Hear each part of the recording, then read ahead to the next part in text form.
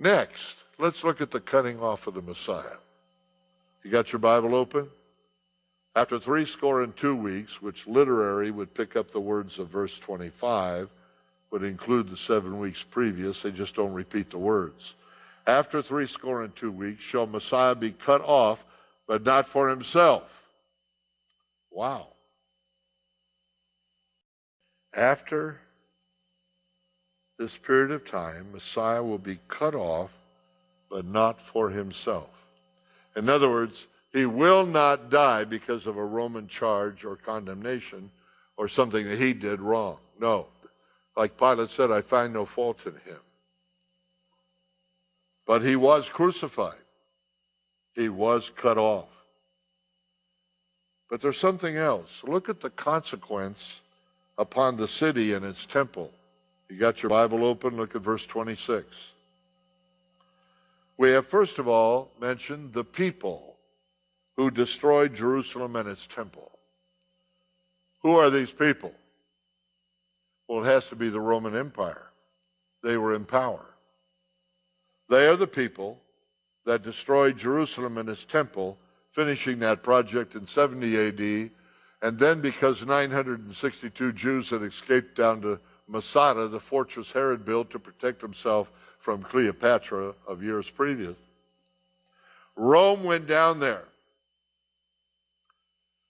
And they besieged Masada for 3 years, and Masada fell finally in 73 B.C. Now I'm looking at this. It says, the people of the prince that shall come shall destroy the city and the sanctuary. And the end thereof shall be with a flood, and unto the end of the war, desolations are determined. Now, in addition to who are the people who destroyed it, the prince who is to come. Now, that's an example of when Christians on September 13th, 1993, all around the world decided that we have the prince who is to come, Bill Clinton, and he's still here. They announced peace at last, and the words were in every newspaper of the world. The Messiah has come. Well, afraid not. And both men, Yitzhak Rabin and Yasser Arafat, are now dead. Bill Clinton's still alive. Who is the prince who is to come? Well, that's the Antichrist. So he's connected in some way with ancient Rome. Are you doing okay? We're not finished. Next, the covenant of the coming prince. Uh-oh. Here's where the whole problem of prophecy kind of centers. What you believe about this verse. It says, he, meaning the prince that shall come, shall confirm the covenant with many. The Hebrew has the definite article, the, in front of many. That always refers to the majority. The majority in Israel are going to go along with the peace process. Peace at any price. By the way, those articles were in the paper today. You can imagine why. It says, in the midst of the week, he shall cause the sacrifice and the oblation or the offering to cease. That means a part of the agreement is to have a temple and the Jews to have their worship services there again. That matches with 2 Thessalonians chapter 2 and verse 2 and following. For the Bible tells us that the Antichrist will go in to a tribulation temple and make people believe that he is God and demand that they worship him. That day is coming. Oh, up until that day, the world loves this man. Revelation says so. They're thrilled with him. And finally, we have somebody who can bring peace to the Middle East.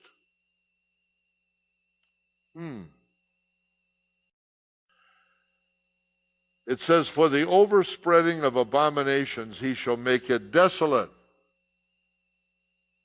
even until the consummation. What's that? That's the end of the tribulation, the end of the day of the Lord. And that determined, because God's in charge of that, that's how this whole prophecy started. The sovereignty of God is behind it. And that determined shall be poured upon the desolate. Literally, it's the one making desolate. You see, the Antichrist is going to make desolate the agreement which he's going to break. The agreement he had with Israel to restore their temple sacrificial system, to allow them to build the temple. People say, well, that will take a long time, won't it? I don't think so. I think Israel could build that temple if they had the permission to do so worldwide, build it in about a month. First of all, they don't need to import rocks.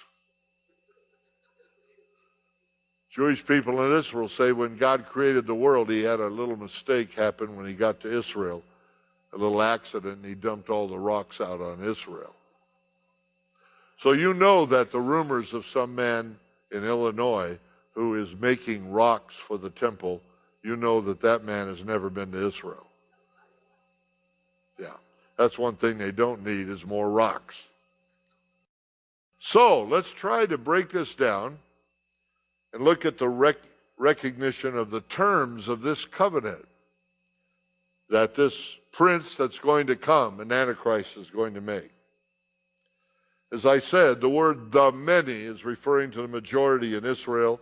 They'll be pressured into agreeing with the terms of this covenant. Did you know that our government, with the ambassador of Israel to the United States, have these words almost identical on the website today? By the way, I'd like to thank the Lord for coordinating that with my message. You can imagine how excited I was. It's unbelievable what's happening right now.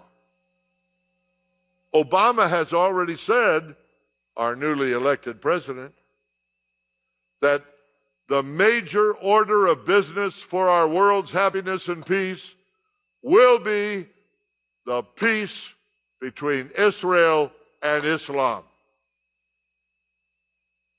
Really? Is that right? It will be enforced upon the people of Israel. You say, how do you know? I'll tell you how I know. I remember back in graduate school looking at the Hebrew text of verse 27, and I looked at the word confirmed, and I raised my hand in Hebrew class, and I asked the teacher, I said, that isn't the normal word for confirmation. He said, no, it's not. I said, well, I've already looked it up, and it appears that it means to enforce, which might mean the people of Israel aren't that thrilled about it. He said, well, you're right. That's what that text says. This prince that's going to come, this Antichrist that the world loves, a man of peace, he will enforce the covenant with the many, the majority, for 1/7, one period of 7, or for 7 years. Wow. But when he breaks that covenant, 2 Thessalonians 2 would be a good thing to read now in comparison, and he is going to cause the sacrifices and offerings which he allowed to continue, he's going to break it. So it will be ended before the term of its enforcement is concluded.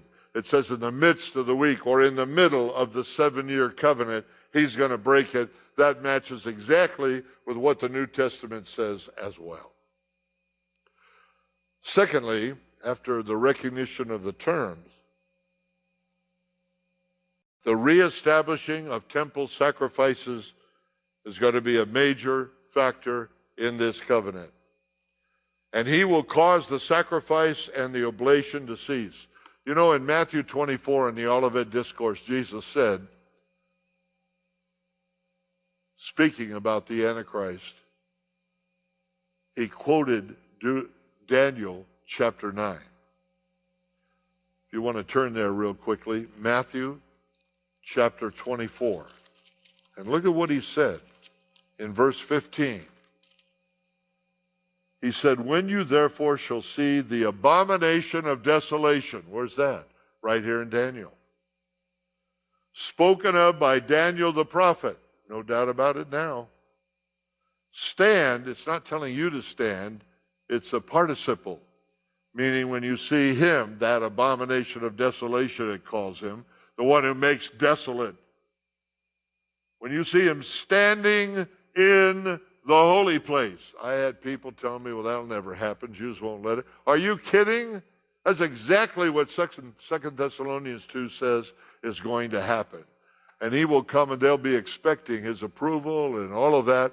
And instead, he will break the covenant and demand that they worship him. And what did Jesus say? Verse 16, then let them which be in Judea flee to the mountains. Wow. Because then, according to verse 21, will be great tribulation such as was not since the beginning of the world to this time, no, nor ever shall be. And except those days should be shortened, there shall no flesh be saved. But for the elect, meaning the chosen of Israel's sake, those days shall be shortened.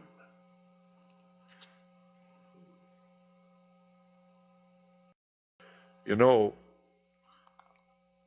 I don't know about you, but I have never seen the possibility of this any more than we're looking at right now. A lot of things can happen pretty rapidly, and I wonder if God's people are going to remain asleep. First of all, we have some 90% of known churches and denominations that believe replacement theology. They're not even thinking this way. They're not listening to this. They're not hearing the prophecy of Daniel. No, they're not. They're hearing that the church has replaced Israel. I wonder if we really understand. I'm assuming that a lot of you are interested in prophecy and that you really know about the enormity of the prophecies in the Bible, especially as they relate to Israel. Well, we are not the majority sitting here listening. I'm not the majority of the preachers and teachers in America, North America. This is a serious, serious problem. Let's go to a third matter, and that's the rebellion against God and his people. Interesting what he says. The overspreading of abominations, he shall make it, meaning the temple, desolate. What's it talking about? I was teaching a high school, junior high chapel a few years ago. A little boy in the front row raised his hand. I said, you know what it's talking about? He said, well, I don't really know, but I think it's something really bad. Abominations. I was in an airport when the book came out, Obama Nation. Maybe some of you have read it. And I said to the lady at the counter, have you ever read that title real rapidly? She said, what are you talking about? Just say it real fast. She said, abomination. I said, now that's a word in the Bible that's not good. She said, should I take them off the shelf? Yes, I would. Her manager had something to say about it.